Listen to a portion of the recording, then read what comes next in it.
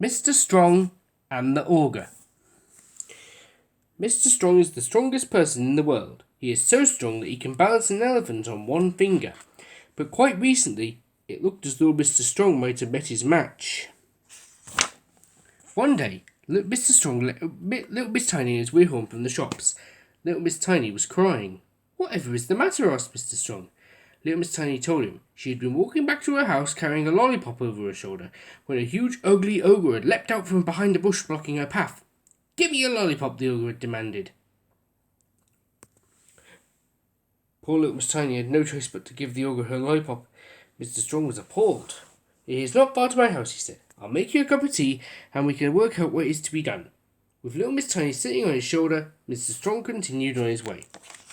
But just around the corner they came upon Mr. Rush sitting at the side of the road, looking very shaken. "Whatever is wrong?" asked Mr. Strong. Mr. Rush explained. He had been driving along the road when an enormous brute of an ogre had loomed up in the middle of the lane. "Give me a car," the ogre had demanded. Poor Mr. Rush had no choice but to hand over his car and watch helplessly as the ogre drove away in it. Mr. Strong suggested that Mr. Rush join him and little Miss Tiny for tea. They had walked the last half of the mile to Mr. Strong's house when they met a very upset and indignant Mr. Uppity.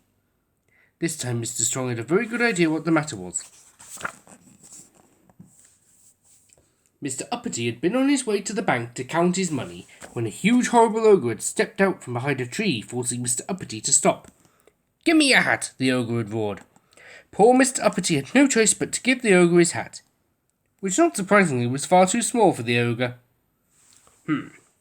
"I've heard enough," announced Mr. Strong. "Go inside and make yourself some tea. I'm off to find this ogre. I shan't be long." Rhymed there. Mr. Strong had a pretty good idea where he might find the ogre. Behind his garden on the other side of the hill there was a cave in the woods.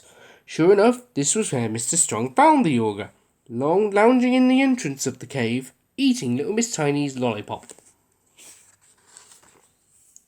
The only trouble was, there was not one ogre, but 3.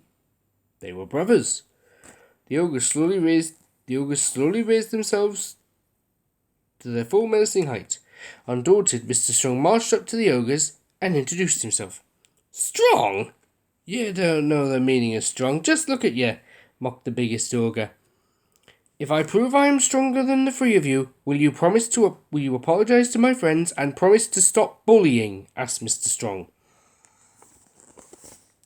"Stronger than the 3 of us?" boomed the biggest ogre. "Even my little brother is stronger than you." "Can you lift this?" asked Mr. Strong, raising a large rock above his head. "Easy peasy," said the smallest ogre. Mr. Strong passed the largest rock to the smallest ogre, but it was too heavy for him, and the ogre dropped it on his toe. "Ow!" he bellowed in pain. "Out of the way, Titch!" snarled the middle ogre, pushing the youngest ogre out of his way. "I bet you're too weak to pick that up," he taunted, pointing at a huge slab of stone. Mr. Strong smiled and lifted it effortlessly. "Your turn," said Mr. Strong. The middle ogre tried with all his might to lift the slab of stone. He raised one end 3 inches off the ground before he dropped it, trapping his fingers underneath. "Ow!" roared the middle ogre in pain. "Let me have a go," shouted the third ogre, who was possibly the least clever of the 3, but by far the largest. With an enormous effort, the biggest ogre lifted the stone slab above his head. "Beat back," he grunted through gritted teeth. But then his knees began to wobble, his legs started to tremble, his arms buckled, and the rock came down on his head, knocking him out cold. Mr. Strong picked up the biggest ogre as if he weighed no more than a feather and carried him with the other 2 brothers following behind, over the hill, back to his house where he set him down in front of his 3 friends. "Now that we've got all that nonsense out of the way," said Mr. Strong, "I think it's time you said sorry." "We're sorry," mumbled the 3 ogres in unison. "We can't hear you," said Mr. Strong. "We're very sorry," said the ogre brothers more clearly. "Now that that's done, we can all have some tea," announced Mr. Strong, which they did. Although the ogres did not stay long, as tea parties are not really their thing.